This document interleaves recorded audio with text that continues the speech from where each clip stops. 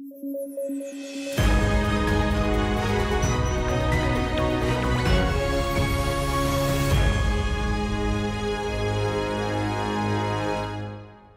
News at 9 programme में आपका स्वागत है। मेरा नाम है विरत दुबे। आइए नजर डालते हैं आज की हेडलाइंस पर। दोबारा यूएस की सत्ता में दाखिल हुए डोनाल्ड ट्रंप, 47वें राष्ट्रपति के लिए शपथ। Make America great again rally हुई आयोजित। 20 जनवरी को खान अब्दुल गफ्फार खान की पुण्यतिथि। रेड शर्ट संगठन का किया था गठन, भारत सरकार ने दिया था भारत रत्न। और खो खो में विश्व विजेता बना भारत, नेपाल को हराकर जीता विश्व कप। पुरुष और महिला दोनों टीम्स बनी खो खो विनर।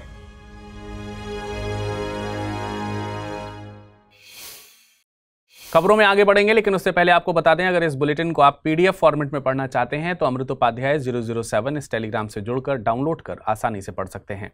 अब आइए नजर डालते हैं खबरों पर विस्तार से।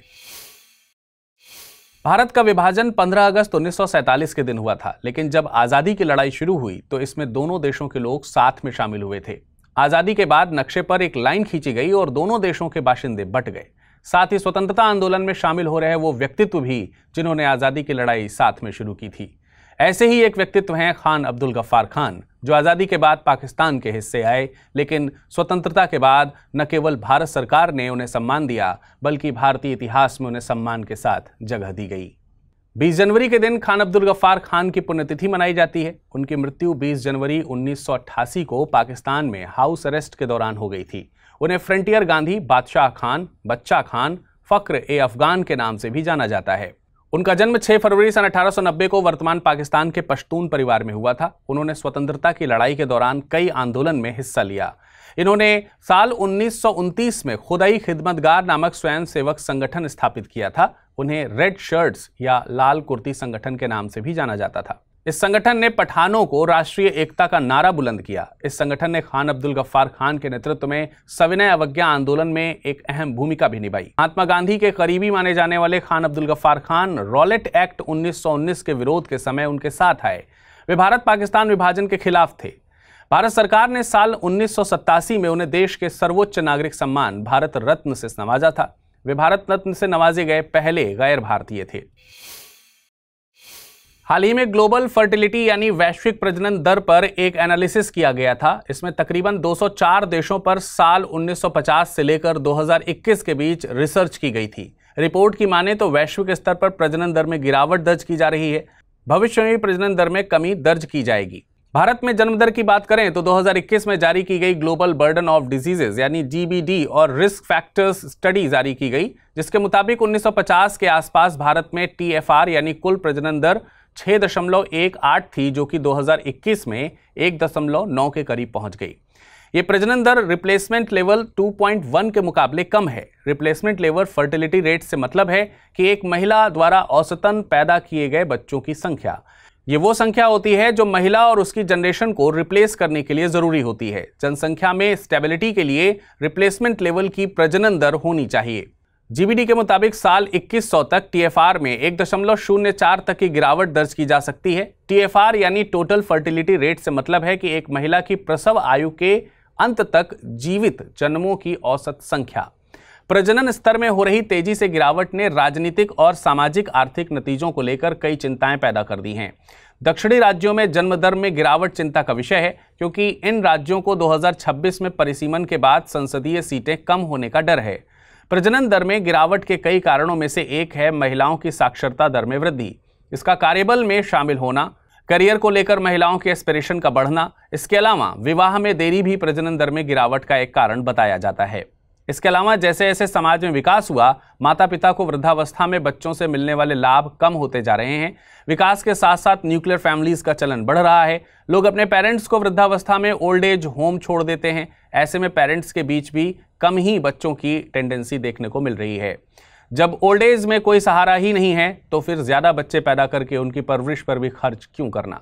प्रजनन दर में गिरावट से एक डेमोग्राफिक चेंजेस भी देखे जा रहे हैं। वहीं वर्कफोर्स में युवा लोगों की कमी हो रही है। वृद्ध होती जनसंख्या के लिए हेल्थ केयर और सोशल सिक्योरिटी जैसे मुद्दे बढ़ते जा रहे हैं।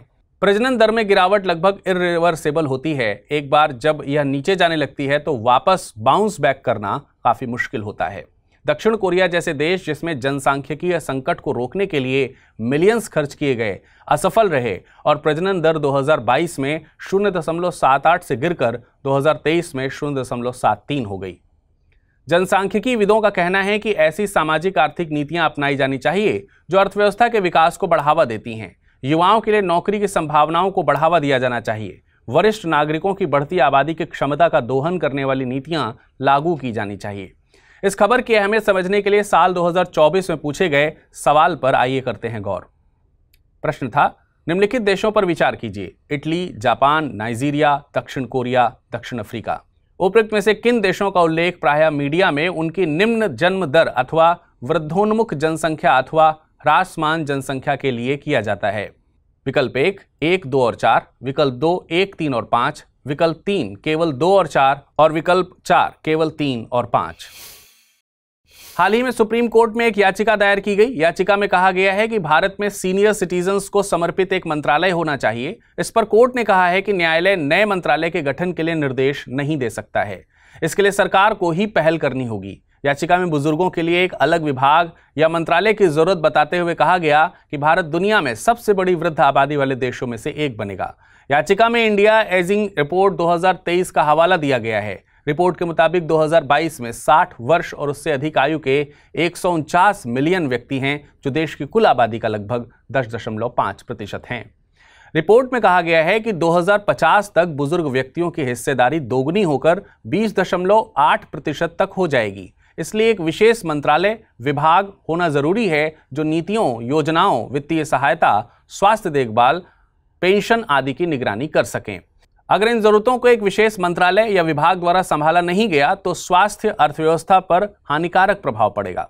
याचिका में कहा गया है कि वरिष्ठ नागरिक एक वल्नरेबल वर्ग हैं। वे अनुच्छेद 21 के तहत एक गरिमापूर्ण जीवन के लिए अधिकारी हैं।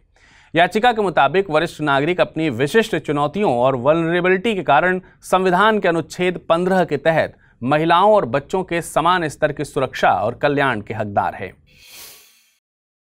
I do solemnly swear or affirm that I will faithfully execute the office of President of the United States and will do the best of my ability, preserve, protect and defend the Constitution of the United States.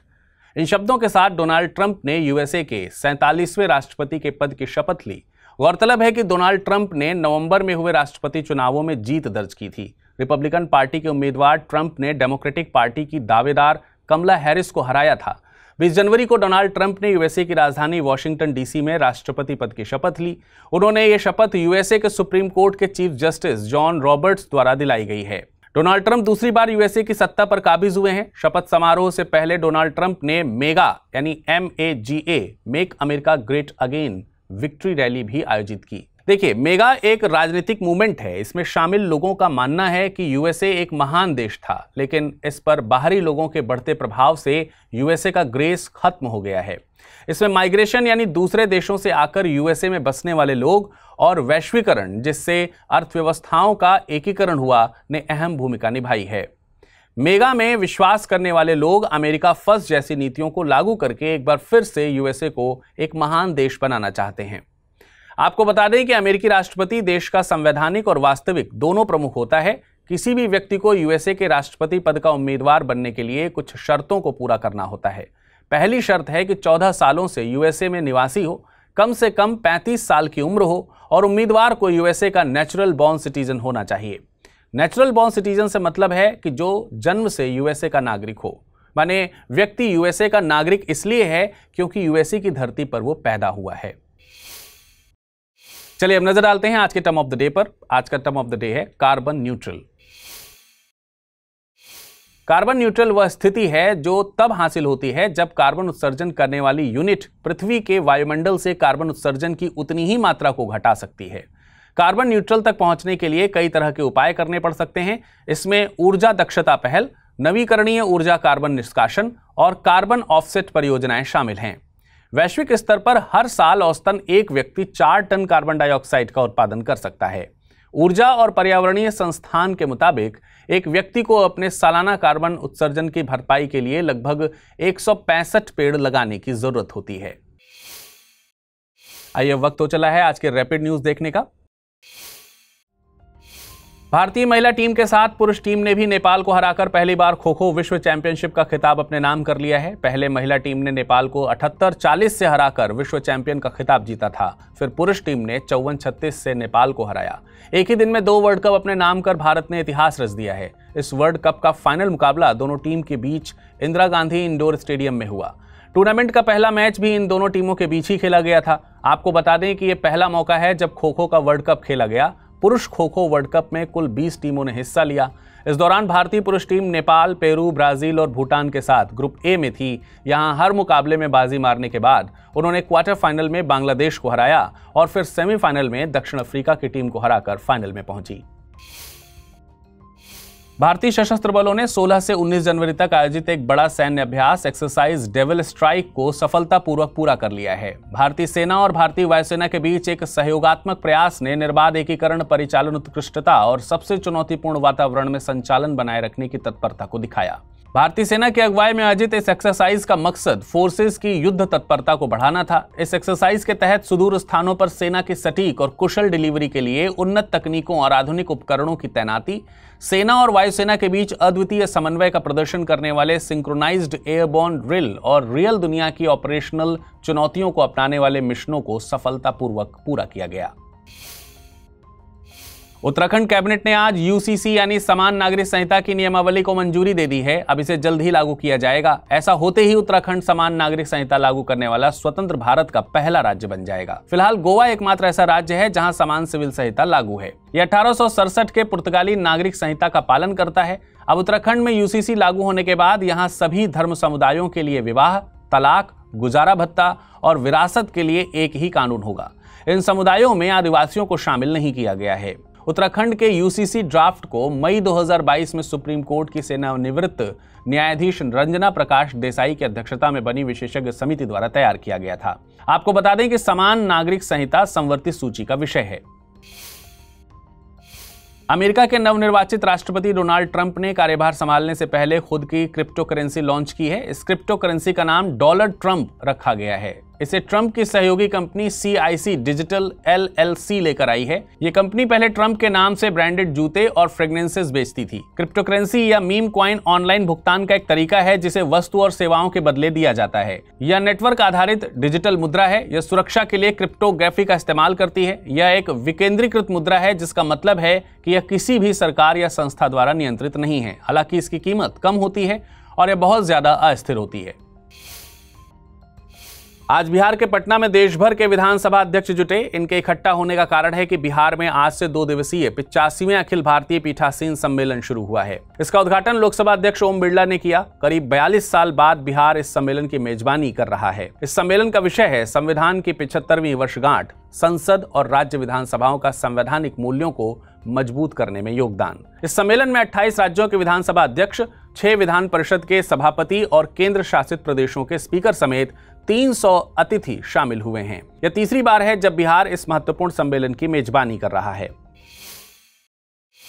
अब आइए नजर डालते हैं आज के bulletin पर बनने वाले प्रश्नों पर।